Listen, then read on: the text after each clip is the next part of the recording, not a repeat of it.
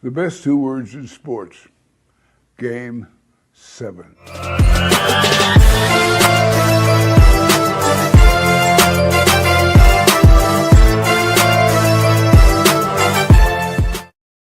Indeed they are. As the late, great Bill Russell once said, the best two words in sports are Game 7, and we've got one. Good evening, everybody, and welcome to Carving It Up Live right here on YouTube as well as on Twitter and Instagram. As always, I'm Bryson Carver. I could not be more excited to be with you tonight. Listen, as a man who took Oklahoma City in 6, yes, my exact pick went down in flames, but come on. For a finals that folks said coming in was a dud, it was no fun, it's not exciting, it's too small markets. Listen, it's not a perfect series, but I said contrasting styles of play. You know, the Thunder have never won championship. Their franchise has, but that's Seattle's. Let the Supersonics have their title, for crying out loud. The Pacers have never won a championship, at least in NBA Finals, of course. So obviously getting to Game 6 in just a second. A little bit of an NFL detour with the Shedeur Sanders story, speeding 101 miles an hour. Good news and bad news. The bad news is going to come first. Get to that on Shedeur. A segment I'm very excited on. My top 10, Bryson's best 10 Game 7s in the history of the NBA Finals. The one that's going to be played on Sunday is Game 7, number 20 in the history of the Finals. And of course, at the end of today's show, the final game of the NBA season, Sunday, 8 p.m. Eastern, prime time. Indiana Pacers, Oklahoma City Thunder, both teams looking to win their first championship. I'm telling you, could not be more excited to do this show today. But first, Indiana. How about that? 108-91 in a score. It was actually, the final score was closer than the game would tell you. The Pacers at one point led by as many as 32. After, by the way, going down 10-2 to Oklahoma City, Jalen Williams hitting shots. It's like, OKC is about to wrap this up, as I kind of thought they would coming into this game. Nope. Get themselves off the carpet. Halliburton finally is hitting his threes despite being a little bit gimpy. He didn't look 100%, but played much better than he has been. And the Pacers push the pace and get the job done. So I'll talk about Oklahoma City and their side of it, because I got a lot of things to say about the Thunder, because I was very, very disappointed in what I saw. But from Indiana, you know, it's funny. I was thinking about, is there a comp for this? For a team to go on a deep playoff run, not have a clear, defined superstar, and win the championship? And I came up with, at least in the modern era, 3 examples. The 1979 Seattle Supersonics, no real defined star. The Detroit Pistons, yes, Chauncey was their star, I guess, won Finals MVP, was big in the big games, but they had Ben Wallace and Rasheed Wallace. Like that was a team championship.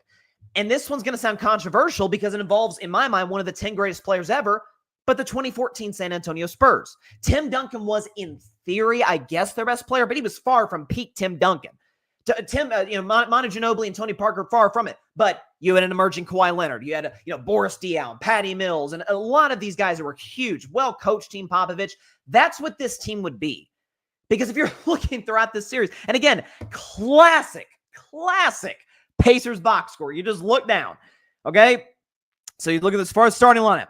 16 for Siakam, 17 for Nembhard, 10 for Nesmith, 14 for Halliburton, 3 for Miles Turner, 1 of 9 shooting. Has kind of been par for the course for his finals. Miles Turner's not been good offensively in this series. We'll see if he shows up in Game 7 on Sunday. But then you look at the bench. Leading scorer for the Pacers was a bench guy. Obi Toppin gave you 20. TJ McConnell gave you 12. Even had Shepard come off the bench. He had a buzzer-beating 3 in the third quarter. He had 7. Benedict Mathurin, by the way, gave you nothing. He had 2 points and 1 for 6 shooting. Like, it's the depth of this team. We know that's the story of the Indiana Pacers.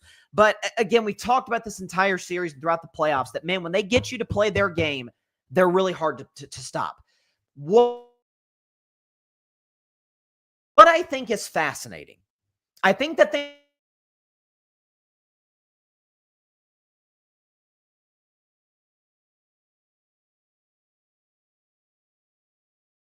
some technical issues. Okay, I think we're back. Sorry about the technical issues. Looks like we should be back on the show. Looking at my monitor. Are we back?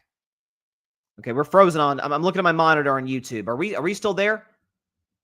Okay, we're back. All right, perfect. Back to what I was saying, though, is that you see historically, or at least with this Pacers team in the here and now, these great offensive high-powered teams kind of tend to struggle on the defensive end. And you look at the offensive ratings for these squads, or you look at the overall rating for these squads, 110, 109. That's like worst team in the NBA level. This has been an evenly matched series throughout. And I think has told us the story of what these two teams have been throughout the season, where it's, yes, Oklahoma City's been dominant. 68 wins, MVP of the league, Shai Gilgeous-Alexander. But at some point, we got to give Indiana their love. Second best record since the turn of the new year, 2025. They got the same record as the Thunder, 15-7. You can make the case that their path to get here was harder than Oklahoma City's. They had to go through Milwaukee, who was not a good team, but they had the second best player in the world in my mind in Giannis Antetokounmpo, who, by the way, was awesome. 33, 15, and 6 for that series on 60% shooting. Like, Giannis was amazing in the regular season, actually got better in the playoffs. Didn't matter. Pacers took him out in 5. Halliburton hit the layup in the crazy Game 5 comeback. Round 2, again, I never bought Cleveland as a championship contender. I saw them as a 60-win, 2015 Atlanta Hawks-style team. But that's still the 1 seed with the second best record in basketball, and you gentlemen swept them and won every single game on the road. That's impressive. Eastern Conference Finals, Knicks were favored to win. They had just taken out the defending champion Celtics and had all this momentum, had home court. Looked like they were about to win Game 1.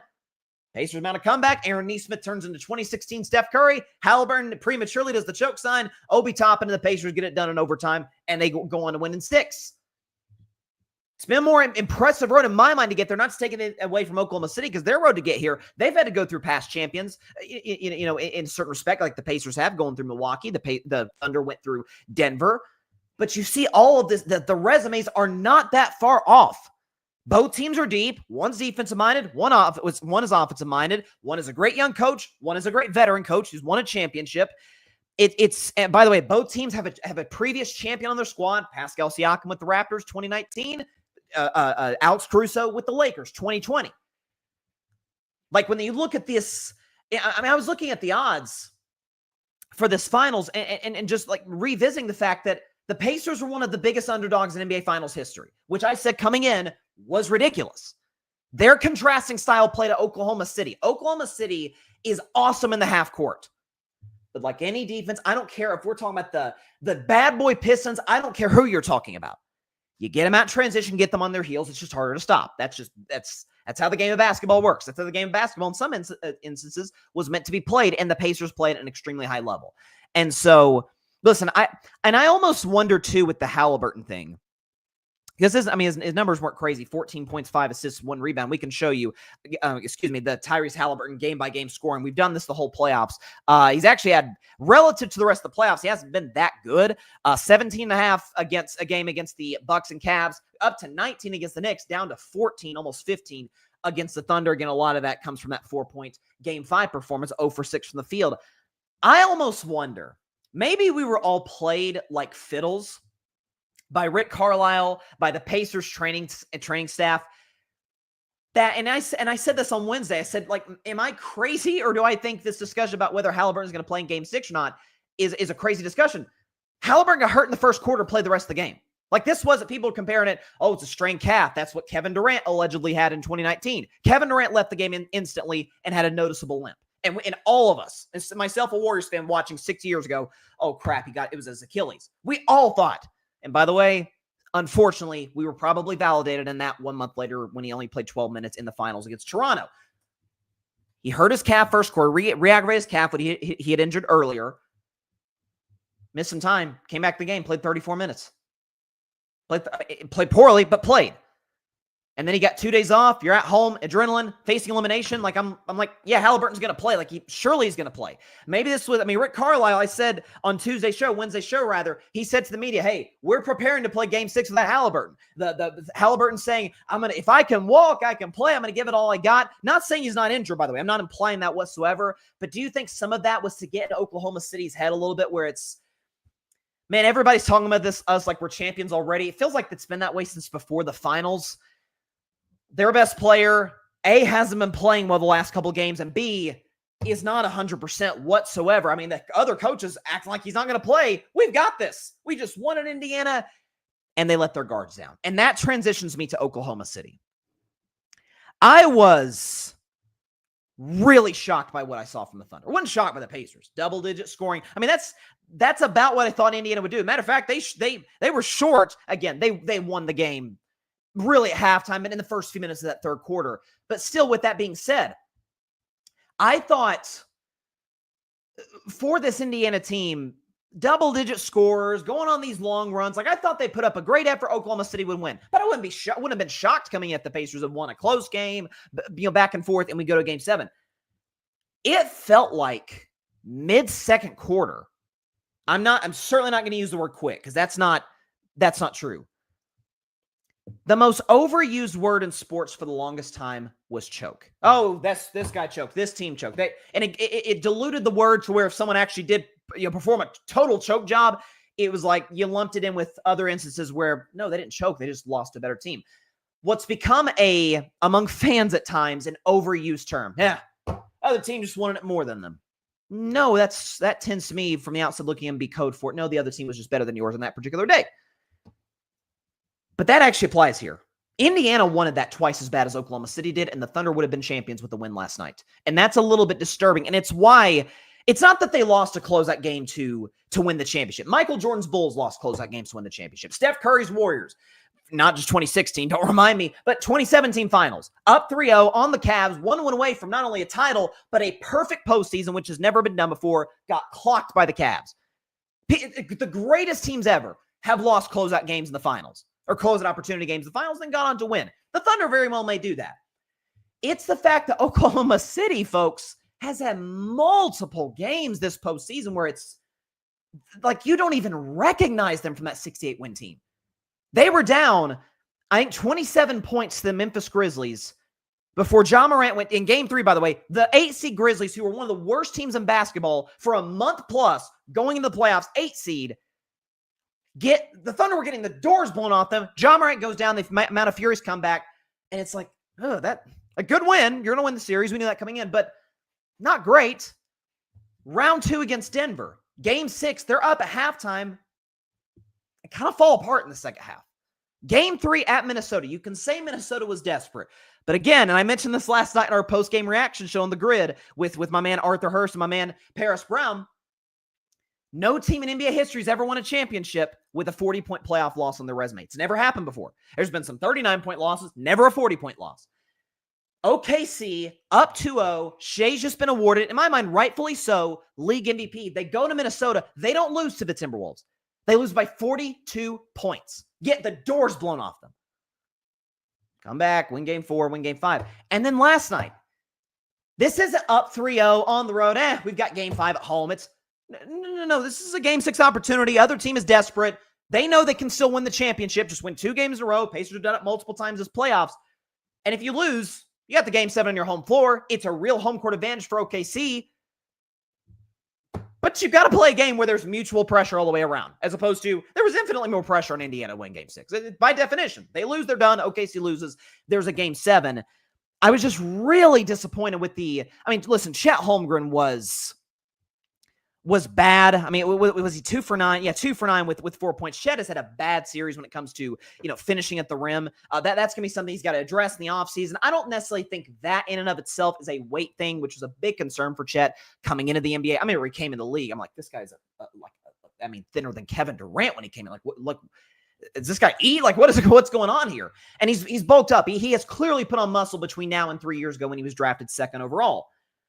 But you still look at this player and say, he seems to be more of a perimeter player than a guy who can score inside, and that's weird for guys who are shot blockers, who are 7 feet tall. Like that's weird for a guy like Chet Holmgren.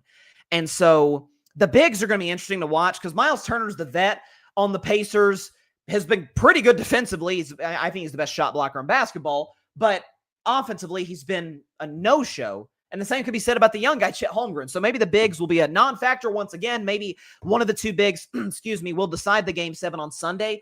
I was just really disappointed by what I saw from the Thunder. Like and Mark Dagnall, they said on the broadcast last night that Dagnall had told, all the Thunder players, hey, like, understand, like, don't look at this from the mindset of, hey, we could be champions tonight.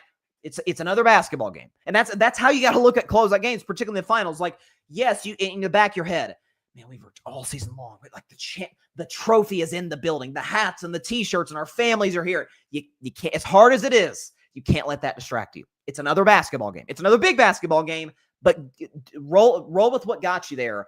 And I thought throughout, at times, it was funny. We know OKC is the best defensive basketball by a mile, one of the greatest statistically in NBA history.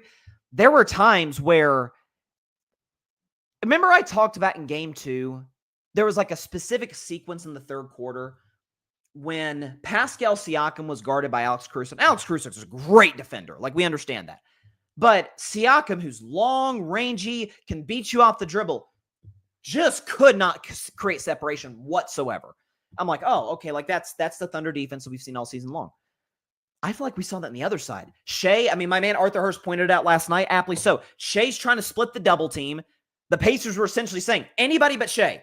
If Jalen Williams goes for 40, it's so funny. Jalen Williams scores 40 points in game 5, is a minus 40. Plus minus. Jalen Williams, minus 40 in game 6, which I think might be the worst in NBA Finals history. I could be wrong on that, but it's somewhere in that ballpark. And then Chet Holmgren's as bad as he is. But listen, we understand the pressure of a game. We'll talk about, game 7s in the history of the finals and the context of that. My top 10 all time, Bryson's best 10. That's coming up in about a half hour from now or so. And then predict game 7.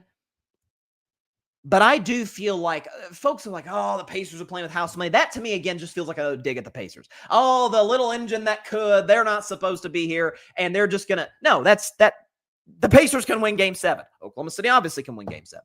But I do feel like just in and of itself, there's just more pressure on the Thunder to win this basketball game. 68 wins, 1 seed, MVP, all of it. And considering that they were, I think wrongly so, and they should have been the favorite to win this series. The resume says they should. They should not have been an overwhelming favorite to win this series. And I think we're in a spot where, if it is close late, and historically game 7s tend to be in the finals, that favors the Pacers. And so could we look at this by Monday's show 3 days from now at this time as, man, Thunder had them. Halliburton was 0 for 6. Yeah, the Pacers obviously going to be desperate at home in a game 6. We understand that.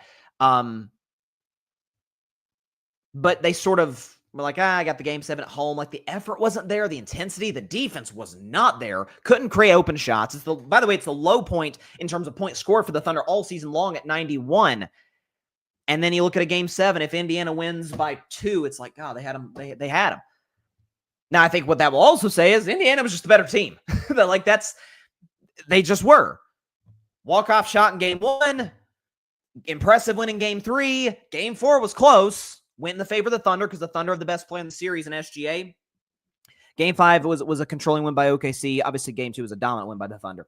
Game 6, dominant win by the Pacers. And then game 7, if it's close and Indiana wins it, I think we'll be looking at this a little different from the Thunder. And the last thing I'll say before we go to break about OKC, because I was initially, and I keep mentioning post-game reaction shows. For those who don't know, on the Grid Network after every finals game, we've been doing a post-game reaction show on YouTube, Twitter, and IG. Definitely check it out. Definitely check it out for game 7. That's going to be at 10:30 Eastern, 7:30 Pacific time.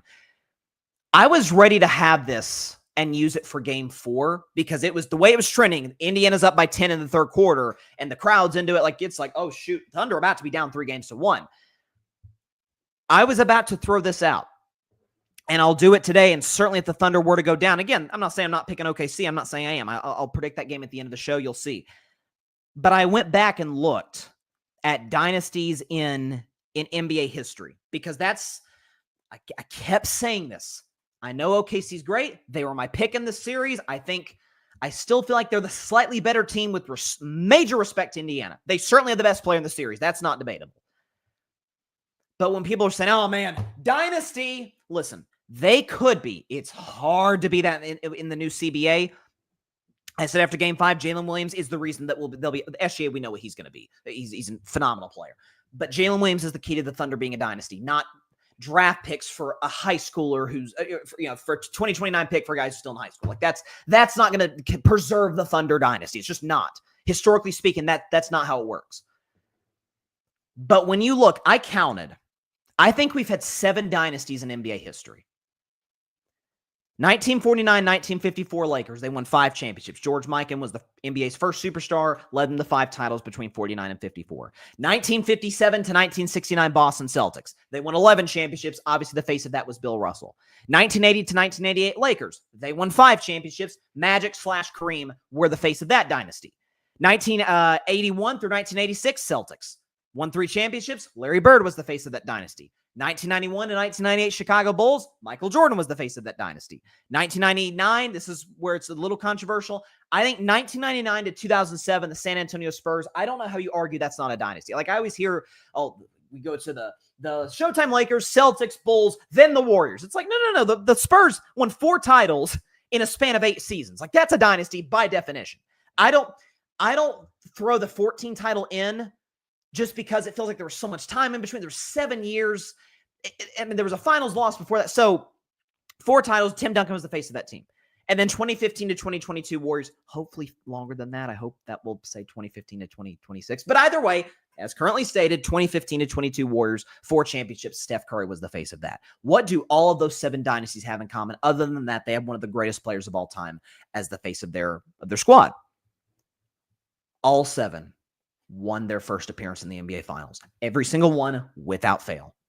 Now, we've had plenty of teams that have not only lost in the finals, lost multiple times in the finals, and with that same cast of characters gone back and won it. I mean, Dr. J was losing finals, got his title in 83. Jerry West, famously, 1-9 in finals, finally got his. Like, we have a long list of teams that were not dynasties, lost in the finals, but came back to still get a championship. Or 2, the Detroit Pistons, lost in 88, won in 89 and 90. We do not have an example of a dynasty in the history of basketball that lost their first finals and still went on to become a dynasty. It does not exist. So maybe Oklahoma City defies that. And if they do, kudos. But I do look at this and I say, even if they win Game 7, certainly if they lose Game 7. Got a little too premature on that because of a bunch of draft picks. And by the way, the thing that I hate the most about the CBA, and then we'll go to break, the thing I hate the most about it is that the league, because of what you pay, you have to pay guys. I've always suggested you should be able to pay the most amount of money to your homegrown talent, but it should cost you less against the cap, because my mindset is you draft. This is the whole point of the draft. You drafted them. You developed them. They worked hard. They deserve the bag. You deserve to have them, and you should be rewarded financially for that. The players should, and the organization should. The NBA said the players should, which I agree, but they're basically like, screw the organization. There's only so many of these great picks that you're allowed to have, which I think is really, it's nonsense. It would have killed the Warriors dynasty in its tracks before it got a chance to start, but that's neither here nor there. Is that Shea's going to get a monster deal. Jalen Williams is going to get a big deal himself. If Chet continues to, like, he's going to get paid. Like, it's just going to be hard to continue to get back here. And if you're Oklahoma City, what if this was your best chance? We said that about the Pacers. What if this is the best chance? Like, you're not guaranteed to go to the finals. We've had a different Eastern Conference champion every single year since LeBron went to the West. No guarantee you'll get back unless you're the Jimmy Butler Heat or the boss or the Jason Tatum Celtics. So there you go. A lot of pressure on the Thunder. There's more. Listen, there's mutual pressure. It's Game 7 of the finals. It's the biggest basketball game that can humanly be played. Even over the gold medal game in the Olympics. There's undeniably more pressure in Oklahoma City than Indiana. So listen, I cannot wait. I can't wait. That's why I just threw that in to the open for the show. The Bill Russell quote, God rest his soul. The best 2 words in sports are Game 7. Be back in just a minute to talk about Shedeur Sanders. Not a great look for him off the field. He sped. He was cited for speeding 101 miles an hour. Talk about Shedeur after the break on Carving Up Live. Don't go anywhere.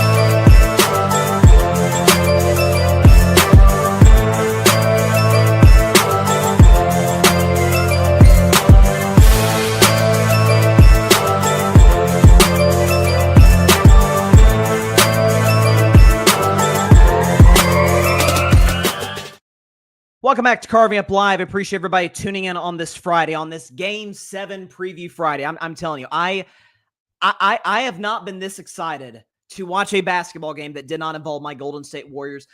Honestly, the gold medal game last year, Team USA versus France, was really exciting because I hope this is the case, obviously for Steph, but there was like an element of, man, this might be the last championship we ever see Steph, LeBron, and KD play.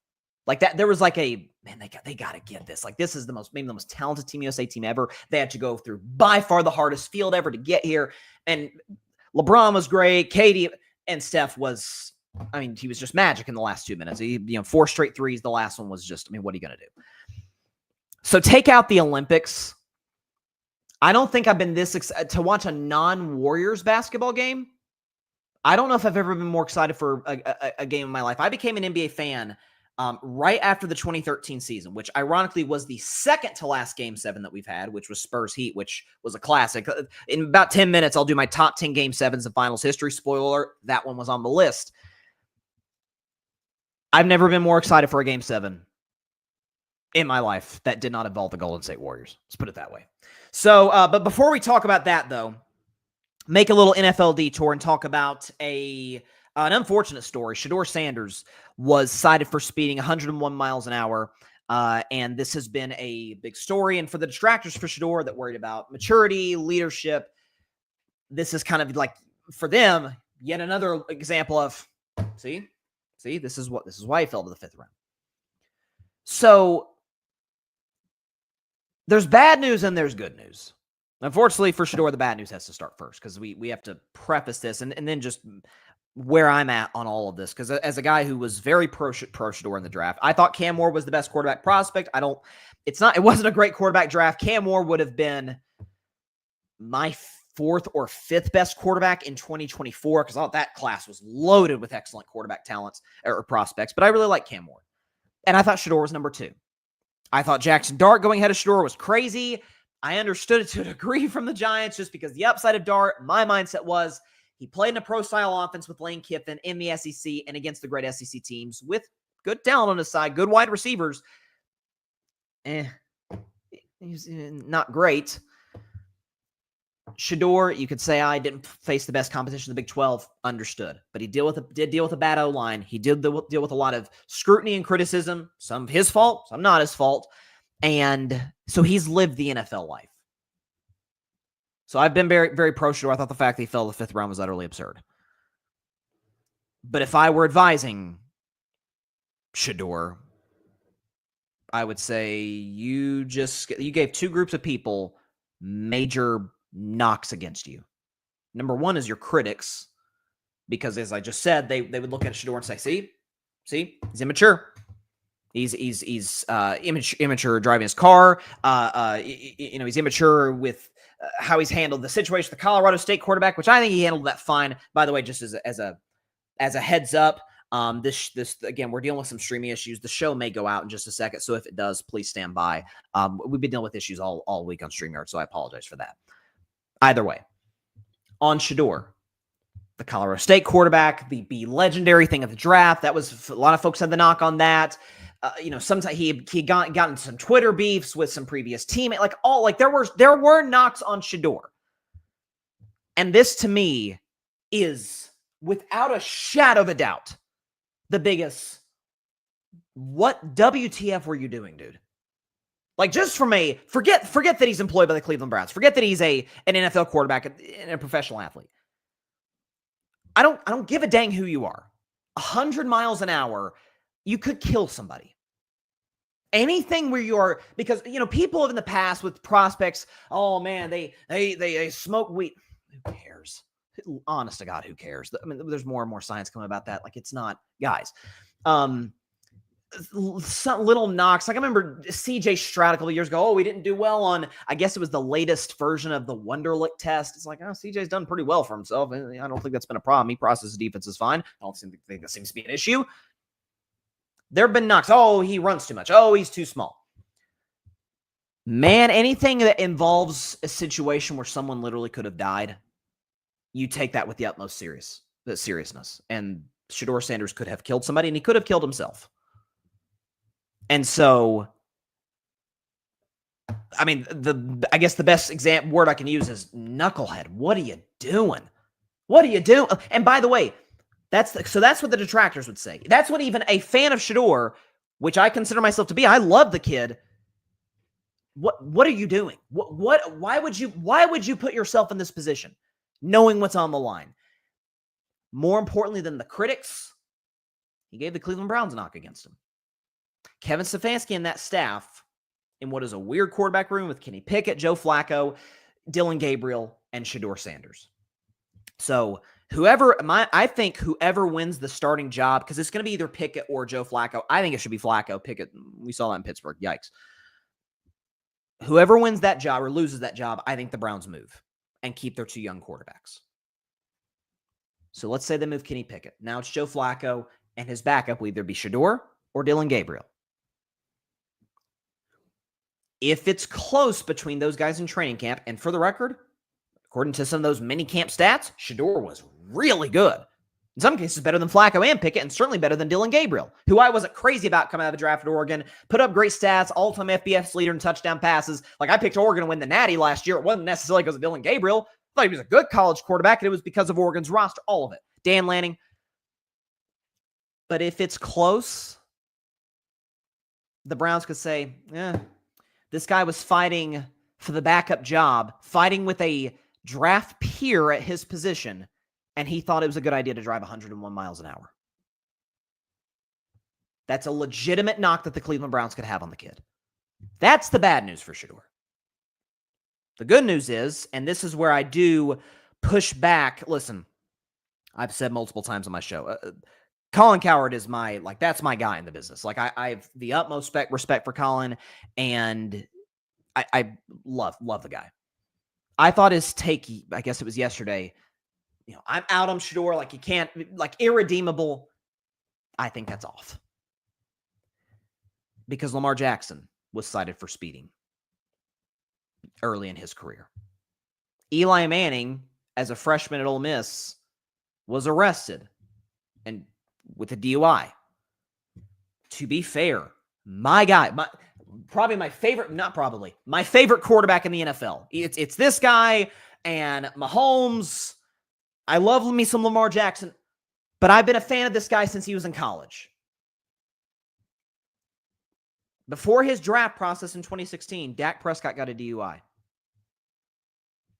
All three of the examples I mentioned, Eli Manning's a Walter Payton Man of the Year winner. Dak Prescott's a Walter Payton Man of the Year winner. Lamar has been, but Lamar's upstanding community. Lamar's a good dude, a great leader, works his butt off to be as great as he can be. Lamar, every single season, they feel like Lamar gets better. Dak, that's been the case for it. Eli Manning has a Super Bowl history, great fan, all of it. So that's the good news for Shedeur. It's not like we have a track where like every single NFL quarterback prospect, or even guys that are in the league who acted like fools behind the wheel, whether they were under the influence, whether they went too fast, or both, all of it. Thank the good Lord Almighty, nobody lost their lives. And secondly, they improved as guys. They matured, they grew. That's, by the way, that's the case with a lot of people sometimes. Like, Baker Mayfield's a great example. Baker never did anything in college, to my knowledge at least, that put himself or anybody at serious risk.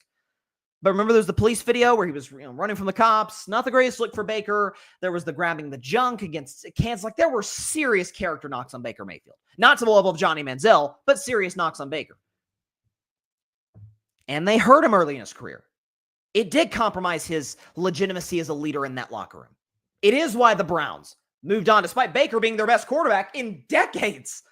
They moved on. Baker went to Carolina, didn't go so well. Went to the Rams, as I call it, quarterback rehabilitation program with Sean McVay. Kind of got back on his feet, went to Tampa, had to be out Kyle Trask for the job, and now Baker Mayfield's one of the 10 best quarterbacks in the league. I'm sorry, he is. And has matured drastically, has grown as a leader. And I had way more questions, character-wise, about Baker Mayfield in 2018 than I did about Shedeur Sanders this year. Way more. So guys can mature. Guys can improve. And if you're Shedeur Sanders, that's got to be the mindset. Man, I screwed up. I messed up. It was an arrogant move. I think anytime anyone speeds like that, goes into triple digits, or drives drunk, we say reckless and all that. I view it also as arrogant. I trust myself so much on the road. I can have alcohol in my system. I can go as fast as I want and nothing bad will happen. That is incredibly arrogant. And that's what happened with Shedeur Sanders. He was an arrogant driver. We don't hear that term much, but that's what it is. He screwed up and should be chastised for it. But other guys made mistakes on the road too and went on to be obviously excellent quarterbacks and pretty darn good dudes. And I don't think Shedeur's a bad guy either, by the way. Nor do I think Lamar, Eli, or Dak were bad humans when they did what they did. But they were reckless. They were immature. So is Shedeur. At least he showed himself to be in this instance. He can get better. He can improve. So I don't think this should be the opportunity to say, see, like that's the kid that we thought. He comes from a great family. Obviously, a great father. We all know who Deion Sanders is. Great support system. I have to imagine Deion has put in a word with Shedeur Sanders or two. It's happened. Thank the good Lord. You didn't get hurt. Nobody else got hurt. You move on, you get better, you mature, and we put this behind you. You can look back in 10 years and say, I was a dumb kid in that moment. Got better, matured. So the bad news is Shedeur acted like a total fool. The good news is, so have other great quarterbacks, and they went on to be awesome. On the field and off the field. So there you go. I think some people I'm seeing are like underplaying this, like, he could have killed somebody, guys. Like, this could have been devastating. And then some folks are going too far in the other direction. See, this is why he was drafted in the 5th round. That's too far. Because outside of that, you can say Shedeur's cocky and whatnot. Shedeur's a good dude. Shedeur has done some good stuff with the Boys and Girls Club in Cleveland. He's really integrated himself in that community. He's looked really good in minicamp. So we'll see what happens. Didn't help his case whatsoever, but now you move forward. Transitioning now. I'm excited about this, folks. I'm really excited because we don't do Bryson's Best 10 a ton outside of the NFL season. I don't think I did it this year, actually, but I was in Florida and all that, so it complicated things. But I usually do like top 10 NBA players going into the playoffs, top 10 coming out, top 10 teams going to the playoffs. And so I do top 10 things in sports all the time. But we have a special situation. This is the 78th year in the NBA. Think about that. 78 years of NBA basketball. Think about I don't even know what the number is. Hundreds of thousands of games that have been played. After Sunday, there will have been 20 Game 7s in the history of the NBA Finals. As of right now, obviously, we have 19. And so I decided for Bryson's Best 10 to hype up Game 7 with some of the all-time classics. I thought it'd be a good idea to rank the top 10 Game 7s in the history of the NBA Finals. Before we do that, I think it is... Let me make sure I'm getting this right. Because for those that are... I just want to give a tip before I do predict this Game 7. OKC is a 6.5-point favorite. Consider betting Indiana the points. That's all I'll say. Consider betting Indiana and the points. All right, we ready to go? Looks like it. All right, so my top 10 Game 7s in the history of the NBA Finals. Here we go.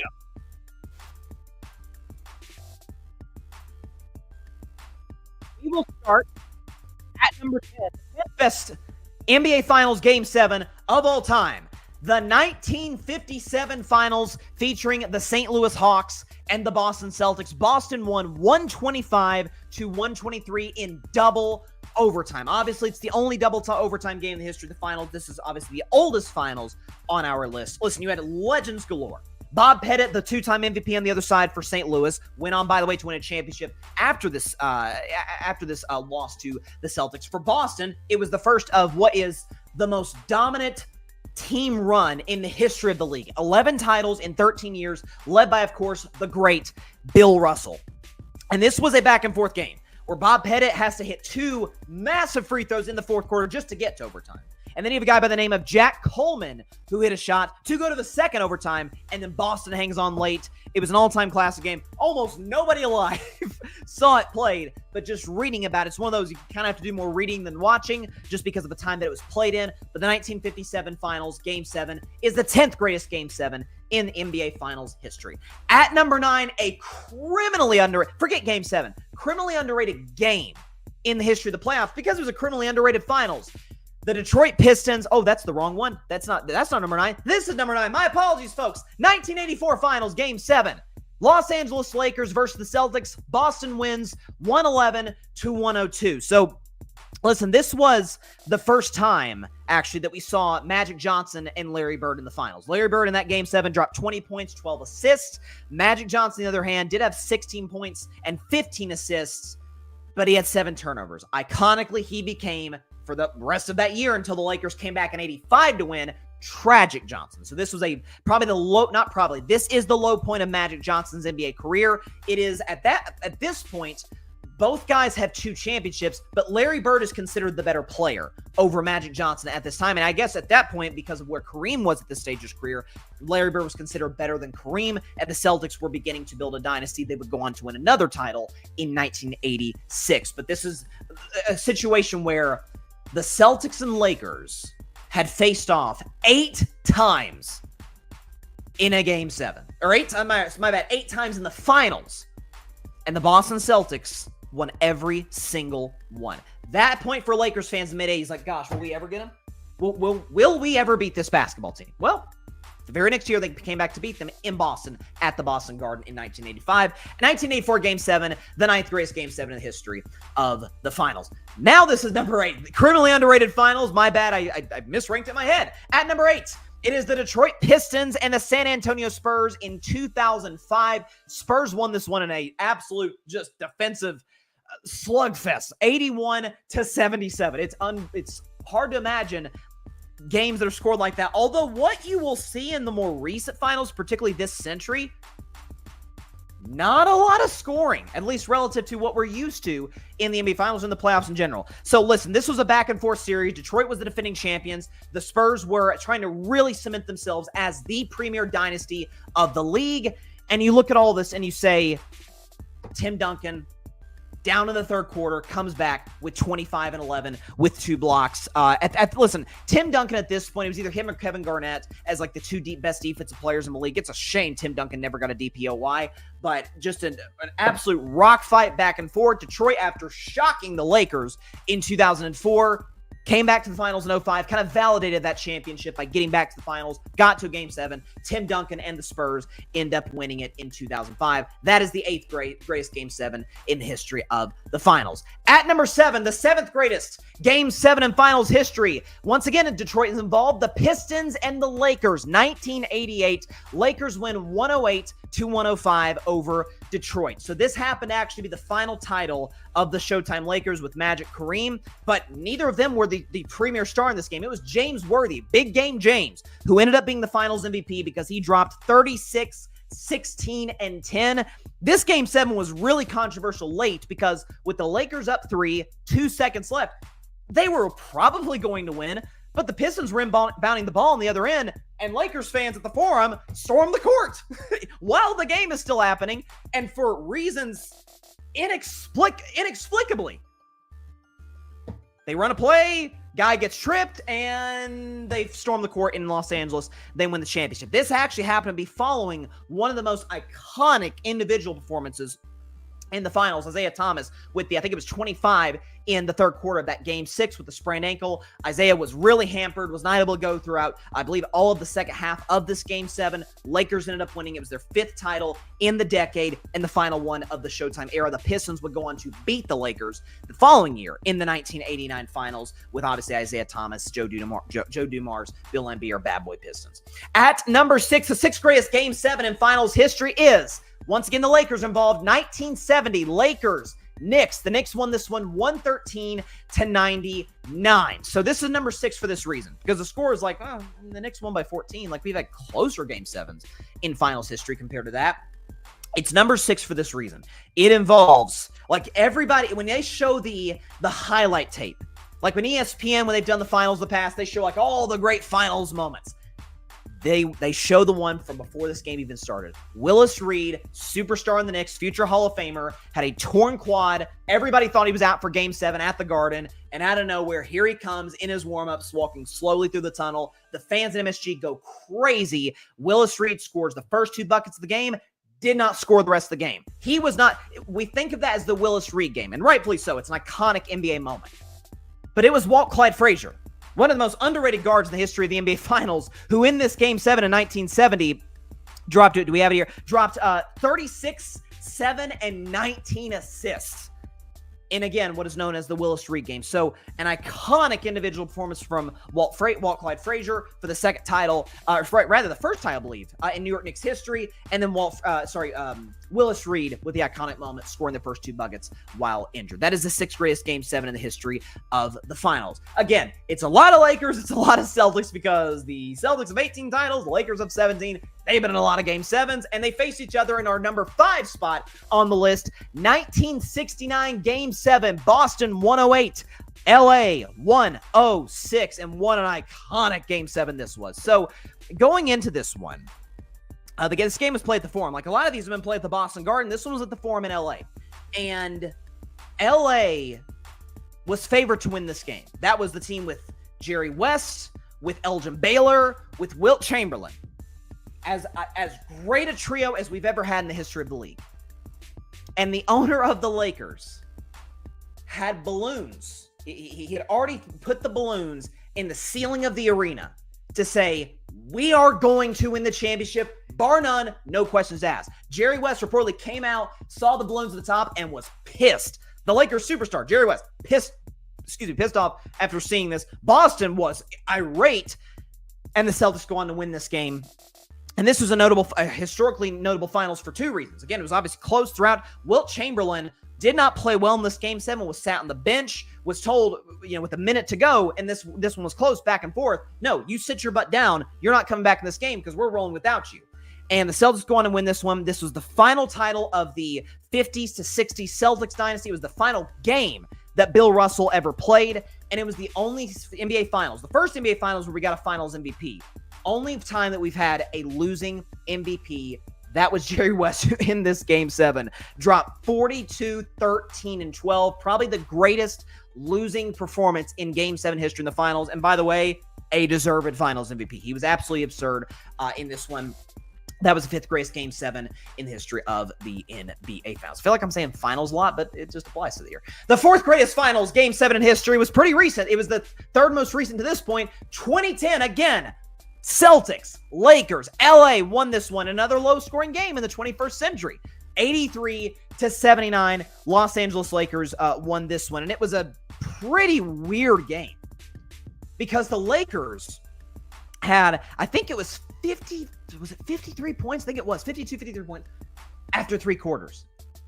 And then scored 30 in the 4th quarter.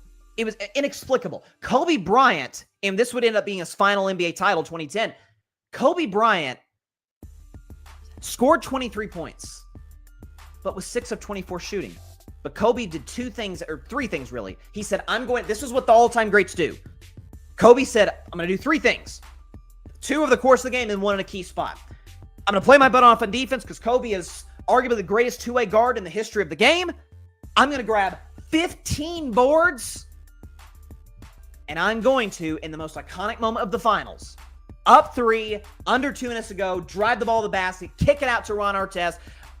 Ron Artest should not have taken that shot. He did, and he drilled it to put the Lakers up 6. They would never relinquish that lead, and they would go on to win. One of the most famous images of the finals is Celtics are down 4. I think Rondo missed a 3, clipped off the rim. Pau Gasol throws the pass ahead to Kobe Bryant, who raises his hands in the air. Yes, we won the championship, and the fans in Los Angeles go crazy.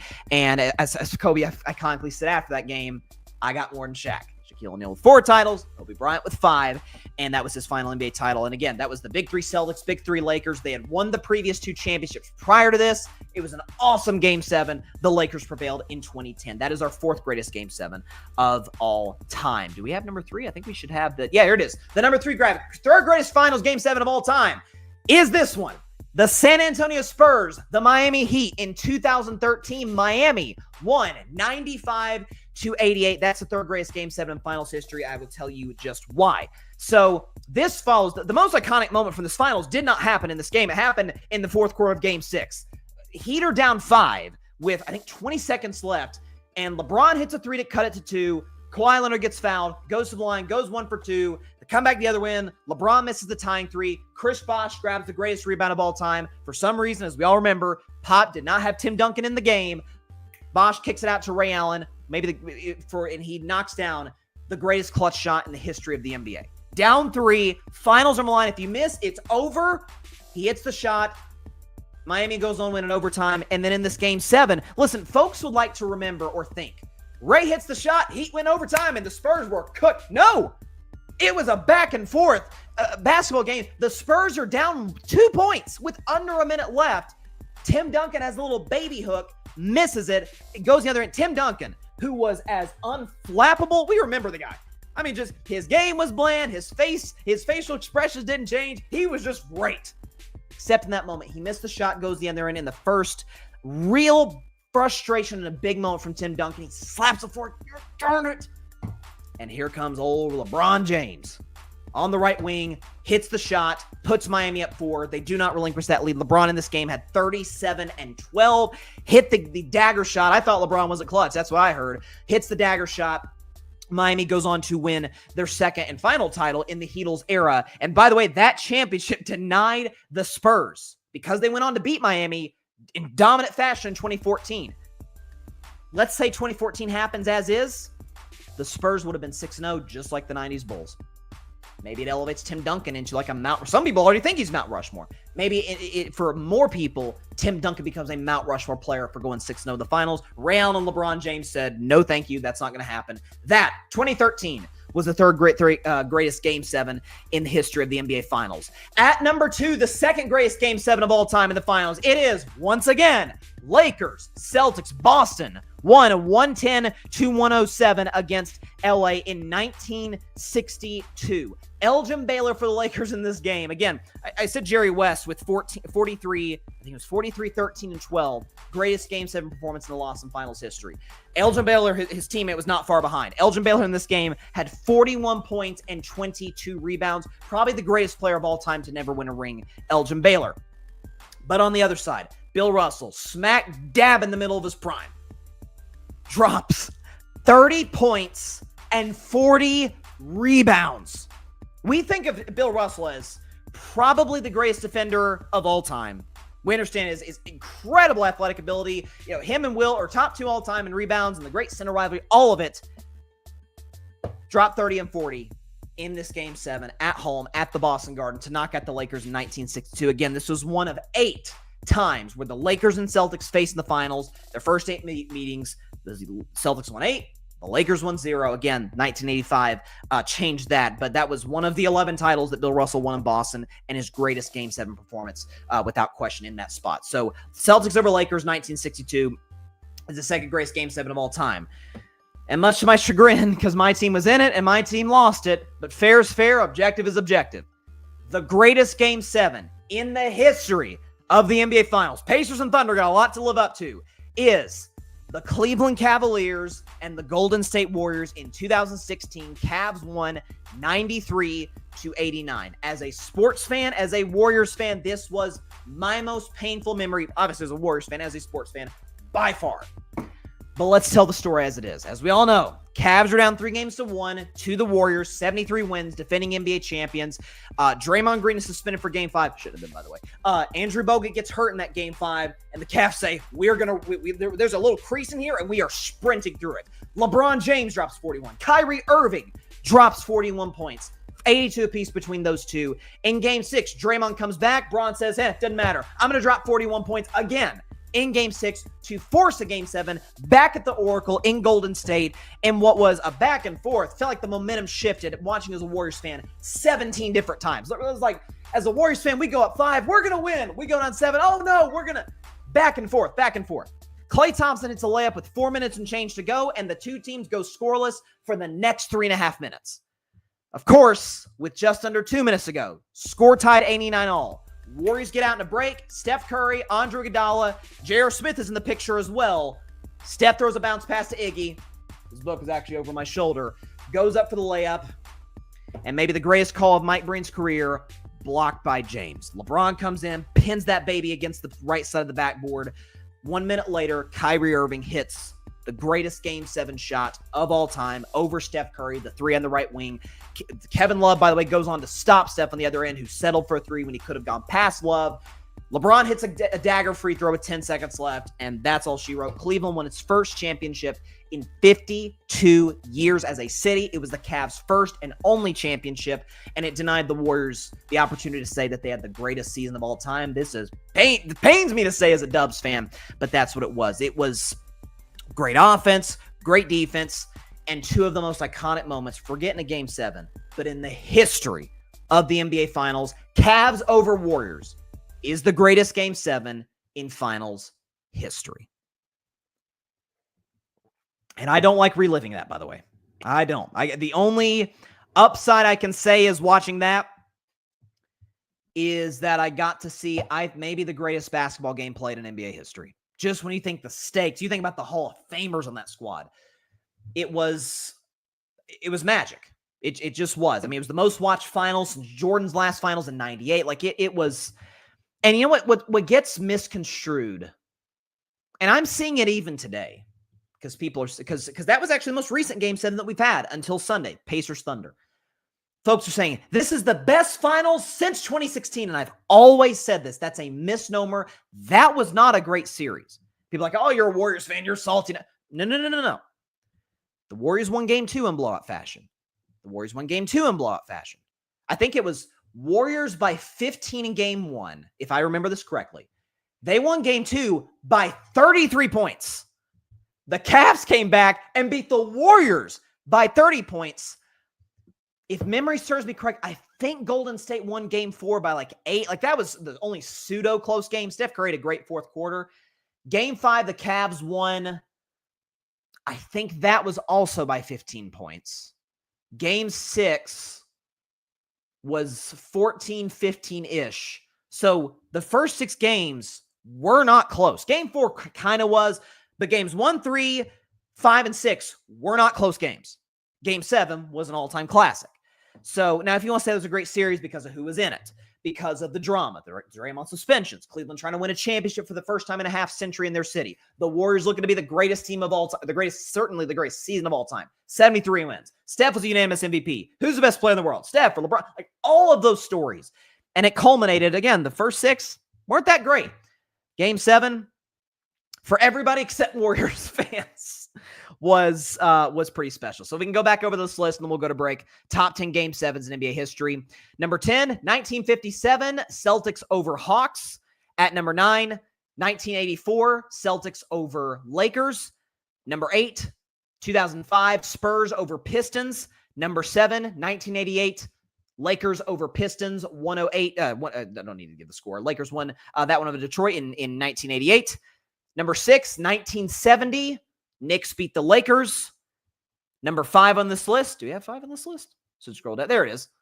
1969, Celtics over Lakers. Number 4, 2010, Lakers over Celtics. 2013, number 3, 2013, Heat over Spurs. Number 2 on this list, 1962, Celtics over Lakers. And number 1, 2016, Cavs over Warriors. Just to think what the ripple effect that game had in the NBA. Like, that was the game because, obviously when LeBron came in the league, he's the greatest talent since Michael Jordan. And LeBron owned that. He owned the Chosen One nickname, had it tattooed on his back. He wore number 23. He did the chalk toss. I got Michael Jordan posters in my bedroom. I want to be like Mike. I want to be better than Mike. And that was a story throughout his career. 2016 was the first time. It wasn't just that he won that championship. It's how he did it. It's the city that he did it in.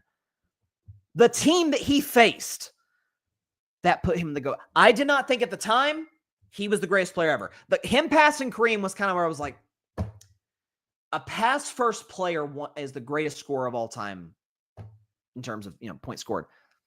That's when I kind of broke. But I still think it's close. Anyone that says LeBron Jordan is not close is not being honest with themselves, regardless of how you lean. But 2016 was the first time that LeBron and his fans could say and have a legit argument, greatest player ever. LeBron actually said years later, I thought that one made me the greatest player ever. On the Warriors side, many believe that motivated them to go get Kevin Durant. Now, based on what I know and what has been reported, Ethan Strauss wrote a book on this. They'd recruited Kevin Durant all season long. I know there's a story. I haven't had this confirmed. I don't even necessarily know if it's true about Draymond Green crying in the parking lot, calling KD after they lost Game 7. We need you, Kevin. I don't even know if that's true. I happen to think it's not, but regardless, Warriors have recruited KD all that season. Happen to motivate them more to get KD. KD takes absolute hell from the media and from fans for going to a team that he lost a 3-1 lead to in the previous round of the Western Conference Finals, and it made the Golden State Warriors, particularly in 2017, the most unstoppable juggernaut in the history of the NBA. Because you could say, we talked about the 60 Celtics in the segment. You could talk about the 60 Celtics, different league back then. There was obviously the racism that went on the league, what Bill Russell went through. And I feel like half the league's Hall of Famers was on one team, whereas merger on, it was more evenly balanced. Just about half the league plus had a star or superstar to a degree.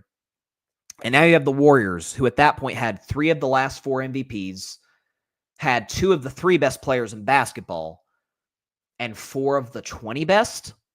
I think Draymond in 2017, if you go back to that season Draymond had, won Defensive Player of the Year. Draymond was a top 20 player in basketball. And they go 16-1 the playoffs and against the Cavs the next year in the finals, 2017. Cleveland, I've done this. Cleveland won the title 2016. LeBron, Kyrie, and Kevin Love all were better in the next finals. And the Warriors gentlemen swept them. And 3 of their wins were not close. Yeah, but you could say Jordan and the 96 Bulls had a harder path to get there when they won the 72 games, and you'd have a legit case. And Jordan is the best or second greatest player of all time. But top to bottom, what they did to people in that postseason, what they did to the darn Cavs at the peak of their powers, who had knocked off the set. Think about this again. The Warriors won 73 games, were a minute away from back-to-back titles, and then added the 3rd best player in basketball without having to give up anything. That would literally be in 1996-97 if the 72 Bulls had added Shaquille O'Neal. That's what that is. Shaq wasn't the 3rd best player in the league, I guess, at that point. That would have been like them adding Hakeem. Man, imagine that. The Bulls with Jordan, Pippen, Rodman, Hakeem. Nobody would have beaten that team. That's the Warriors. And so, I think someday, hopefully, if we can as a society move on from just reverting back to Jordan, LeBron anytime we get bored, I hope, hopefully, as a collective, we can acknowledge that the 2017 Warriors were the greatest team of all time. I just gave you 3 to 5 minutes on the 17 Warriors, in large part just to cope with the fact that, and I openly admit this, that the 2016 finals were a scarring experience as a fan. The Dubs have won 4 championships. I've never gotten over that one. I've as a fan, I've never gotten over 2016. I can't imagine how the players feel. So there you go. Take a 1-minute break, come back, and predict the next Game 7 in the history of the NBA Finals, number 20. The Indiana Pacers, the Oklahoma City Thunder, for all the marbles, baby. Sunday night. I'll predict that after the break.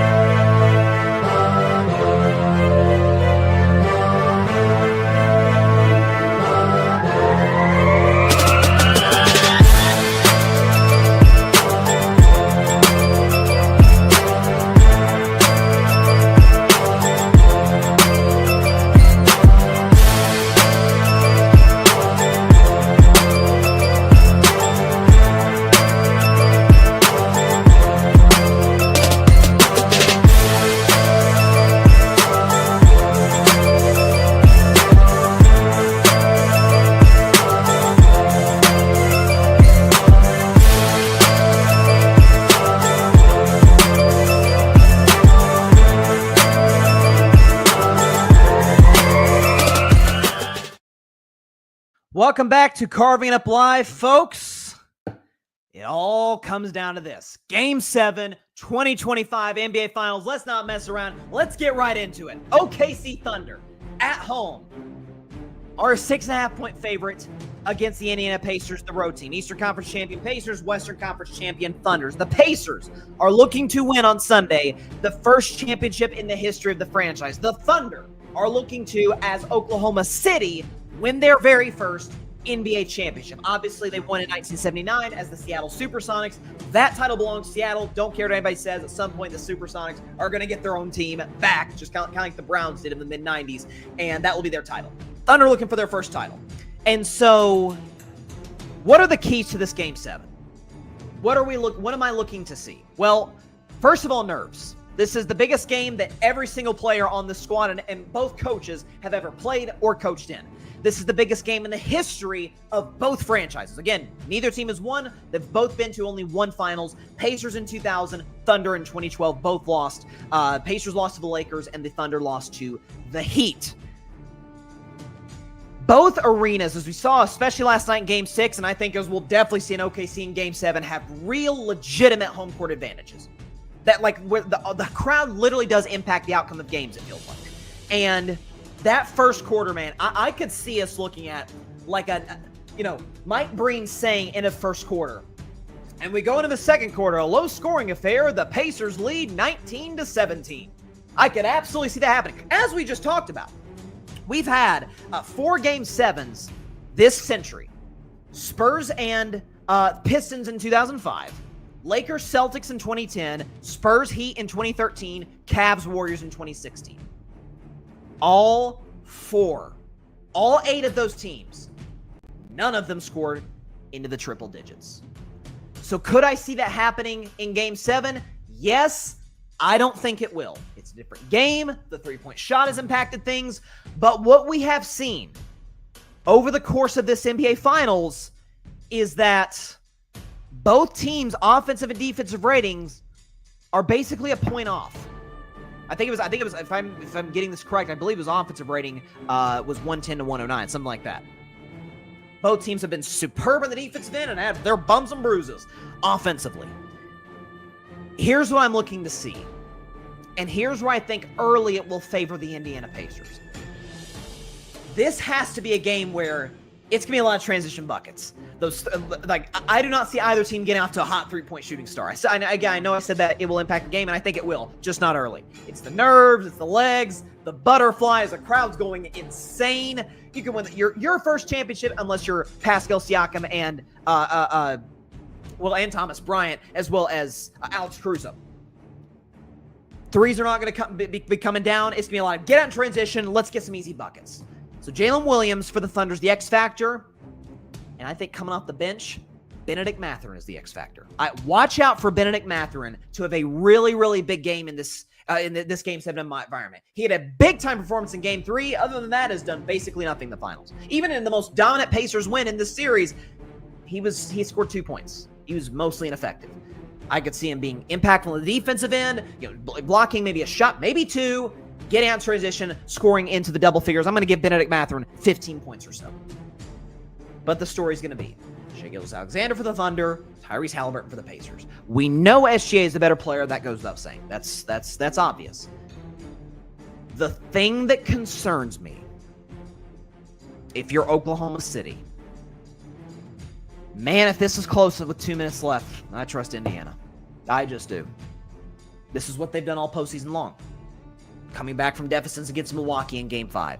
Coming back in Game 2 against Cleveland. Coming back in Game 1 against the Knicks. Coming back in Game 1 against the Thunder. This is who they are. This is their identity. This is what they do. And so with all of that being said, I think there are certain moments in sports, again, only the 20th Game 7 in finals history, and you heard me list my top 10. Just about all the series, a legendary player came up huge, whether it was Bill Russell in 1962, even a losing effort, Jerry West in 1969, LeBron in 2013, 2016, Tim Duncan 2005. All of those moments, the great player came up big. And for as much as the Thunder have struggled in this series in the clutch, Game 7s, because they do happen to be low scoring, tend to be played at a much slower pace. And that favors the Oklahoma City Thunder. Oklahoma City will win Game 7, 105-100. Take the Pacers, though, and the points. This is going to be close. Basically, the last 8 finals have all been down the wire. I saw a stat today where 6 of the last 8 finals have been a 2-point game with a minute or less left. And the other 2 games were like 5 or less. They're all close. This will be no different. Pacers and the points. Oklahoma City to win outright. The Oklahoma City Thunder will be the 2025 NBA champions. Shai Gilgeous-Alexander will hit 3 big shots. I don't know when it's going to come, how it's going to come. Shai Gilgeous-Alexander will hit 3 huge shots in the final 2.5 minutes. And the Thunder, for the first time in franchise history, will win the NBA championship. I had Thunder in 6 before we started. If I'm right about Game 7, sue me. I was 1 game off. But I thought coming in, it was remarkably disrespectful to the Pacers that Oklahoma City was this gigantic favorite. The contrasting styles of play would give the other problems.